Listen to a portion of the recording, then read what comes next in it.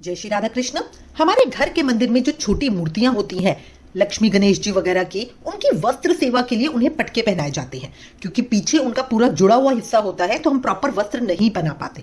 तो आज इस वीडियो में आपको पटके बनाना बताती हूँ, कैसे बड़ी आसानी और जल्दी से हम क्रोशिया के पटके बनाकर अपनी वस्त्र सेवा भाव से पूरी कर सकते हैं। शुरू करेंगे। शुरू करने के लिए सबसे पहले हम देखेंगे कि हमें कितना बड़ा बनाना है। तो जो भी हमारा शिव विग्रह है, लक्ष्मी जी का, गणेश जी का, उसमें आप सबसे पहले उनका फ्रंट एरिया देखेंगे।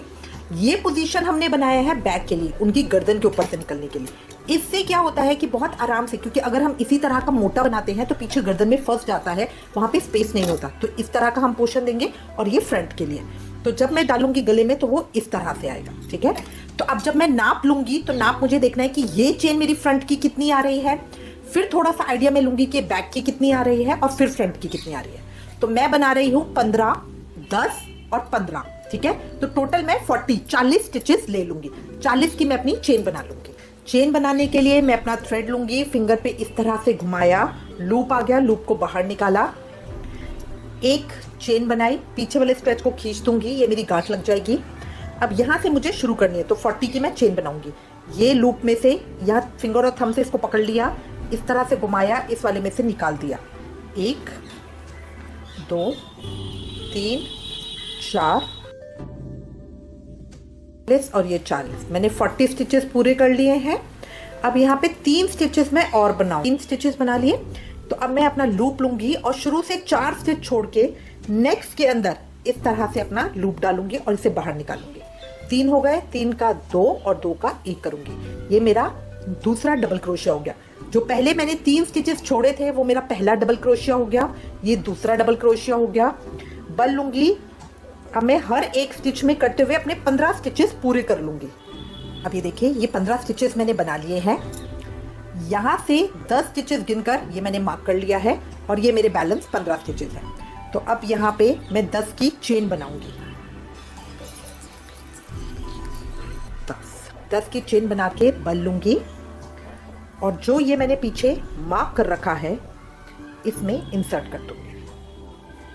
पिन को निकाल दूंगी और यहाँ से अपना डबल क्रोशिया बना लूंगी। तो ये मेरा इस तरह से आ जाएगा। अब ये जो बैलेंस है इनको भी मैं एक एक करके डबल क्रोशिया पूरा कर लूंगी। इस सब पे मैं 15 स्टिचेस पूरे कर लूँ। ये देखिए 15 मैंने पूरे कर लिए हैं। अब यहाँ पे मैं 3 की चेन बनाऊंगी और अपने वर्क को टर्न कर लूंगी। अब यहाँ से फिर वापस मेरा यही प्रोसेस रहेगा। 15 बनाऊंगी, 10 की चेन बनाऊंगी और ये 15 बनाऊंगी। अब नेक्स्ट रो में मुझे काउंट नहीं करना क्योंकि ये ऑलरेडी मेरा मार्क है, बस यहाँ से मैं अपना स्टेप चालू कर दूंगी। तो इस तरह बनाते हुए मुझे अपनी 4 लाइनें बनानी है। ये जितना भी चौड़ा आप बना सकते हो उतना बनाना है, ठीक है। मैं 4 लाइनें करूंगी। ये देखिए, ये मैंने इतना बना लिया है। 4 लाइनें मेरी हो गई हैं, ठीक है। अब हम इसकी फ्रिल बनाएंगे। तो फ्रिल बनाने के लिए जहां मैंने ये रोका है, अब नेक्स्ट लाइन नहीं करनी मुझे। जहां मैंने रोका है अब मेरे को इसकी इस साइड पे, अभी तक मैं काम कर रही थी इस तरफ पे, इधर काम हो रहा था हमारा, अब मैं इसके अपोजिट साइड पे इधर काम करूंगी। तो यहाँ पे मुझे सिंगल स्टिच बनाना है, ठीक है। वो कैसे बनाएंगे, हर एक स्टिच के, ये मैंने 3 की चेन बनाई थी, वो वाले है ना स्टिचेस सारे जो कॉर्नर के थे हमारे, तो उसके बीच में हम डालेंगे इस तरह, अपने धागे को बाहर निकालेंगे। 2 हो गए, 2 का 1 कर देंगे स्टिच के बीच में से।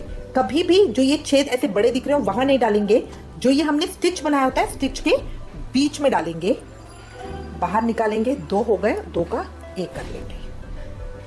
स्टिच के बीच में डालेंगे, 2 हो गए, 2 का 1 कर लेंगे। अब इसमें हमारी काउंटिंग नहीं होती है कि मुझे ये इतने ही बनाने हैं, क्योंकि ये मैं नीचे की फ्रिल बना रही हूं। तो अगर आपके कम ज्यादा बनेंगे तो भी चलेगा। ये लास्ट वाला है जहां से मैंने शुरू किया था, ये इस तरह से। तो अब ये सिंगल क्रोशिया की मेरी पूरी लाइन हो गई है। अब मैं यहाँ पे 3 की चेन बनाऊंगी। अब मैं ये रो 2 पे हूँ, तो यहाँ पे मुझे हर एक स्टिच के अंदर 2 डबल क्रोशिया करने हैं। तो एक तो ये मैंने जो 3 की चेन बनाई थी, 1 डबल क्रोशिया हो गया। सेम स्टिच के अंदर मैं एक और बनाऊंगी, 2 हो गए। फिर ये अगला, देखिए ये अगला स्टिच है, सेम एक स्टिच के अंदर से 2 डबल क्रोशिया, तो ये 1 बनाया। सेम इसी के अंदर मैं वापस डाल रही हूँ, इसी के अंदर डाल के दूसरा। अब इस तरह हर स्टिच के अंदर 2-2 डबल क्रोशिया बनाते हुए इस लाइन को भी मैं पूरा कर लूंगी। इतना बन गया है, ये मैंने कर लिया। यहाँ पे बढ़ रहे हैं स्टिचेस। अब नेक्स्ट रो में हम और बढ़ाएंगे। तो ये मैं लास्ट पे हूँ, 3 की चेन बनाएंगे, बन लिया, पैक करा। अब इस लाइन में थर्ड लाइन पे ना पहले मैंने सिंगल क्रोशिया की बनाई, फिर एक स्टिच के अंदर 2 डबल क्रोशिया बनाए।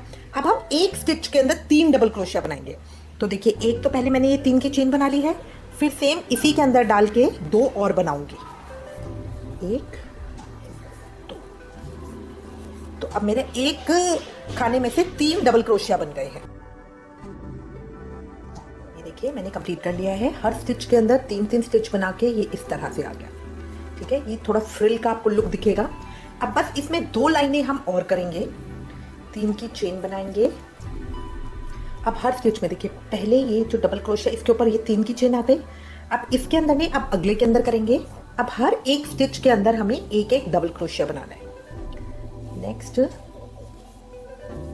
हर एक स्टिच के अंदर एक एक डबल क्रोशिया करना है।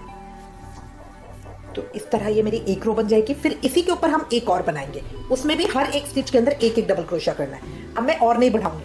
पहले मैंने सिंगल क्रोशिया किया, फिर एक के अंदर 2 डबल क्रोशिया किया, तीसरी रो के अंदर मैंने 3 डबल क्रोशिया करे हर स्टिच के अंदर।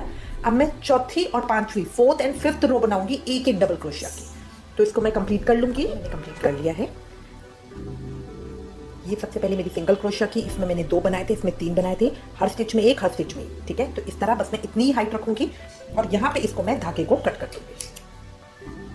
इस तरह कट करा, इसके अंदर से निकाला और यहाँ पे इसे लॉक कर दिया। अभी मेरा पूरा हो गया। ठीक है, ये हमारा इस तरह से आएगा।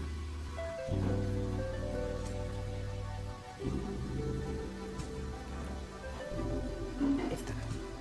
ठीक है, सेम तरीके से मैं यहाँ बना लूंगी। यहाँ कॉर्नर पे ज्वाइन करूंगी, यहाँ कॉर्नर पे अपने थ्रेड को ज्वाइन कर लूंगी। पहले सिंगल क्रोशिया बनाऊंगी, थ्रेड ज्वाइन करके 2 हो गए, 2 का 1 करा, हर एक स्टिच में से इस तरह से निकाला बाहर, 2 2 का 1 करा। इस तरह एक एक करके मैं सभी स्टिचेस में निकाल के इसको कंप्लीट कर लूंगी। ठीक है, फिर हर स्टिच में से 2 बनाऊंगी, नेक्स्ट रो में 3, फिर 2 लाइनें प्लेन करूंगी। बिल्कुल सेम पैटर्न जैसे मैंने यहाँ बनाया था, सेम मैं इस तरफ बना लूंगी। मैंने पूरा कर लिया है कंप्लीट, जैसे यहाँ बनाया था ऐसे ही यहाँ हो गया। ठीक है, तो अब मुझे थ्रेड कट करना है। थ्रेड कट करने से पहले यहाँ इसकी मैं किनारी बनाऊंगी दूसरे कलर से, या सेम कलर से, जैसा भी आप चाहें। तो यहाँ पे मैं ये अपना दूसरा थ्रेड ले रही हूँ और इसको इसके साथ अटैच कर लूंगी। ठीक है, अब ये जो मेरा पीछे थ्रेड है इसको मैं कट कर लूंगी।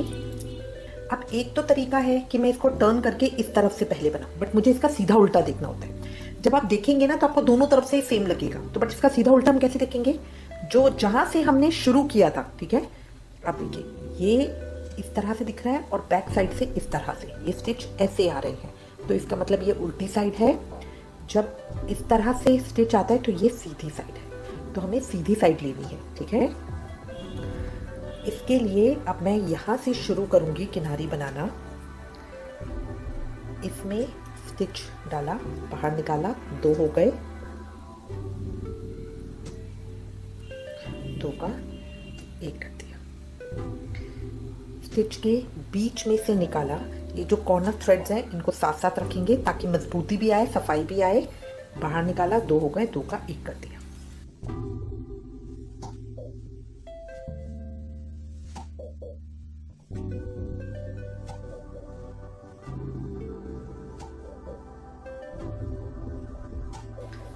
तरह से मेरा आ जाएगा। अब इसको कंप्लीट करते हुए मैं यहाँ से पूरा लेकर आऊंगी, फिर इसमें स्लैंटिंग में सारे एक एक स्टिच करूंगी।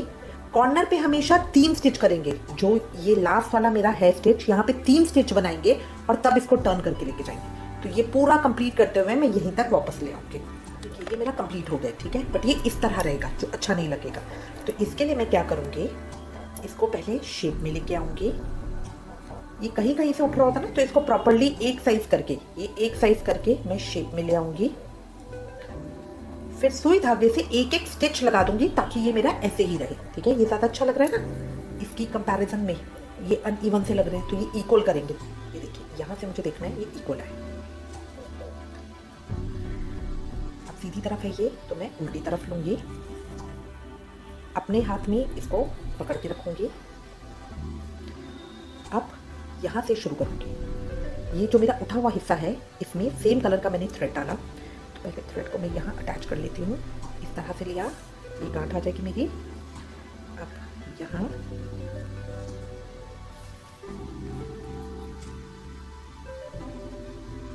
एक एक स्टिच पकड़ते हुए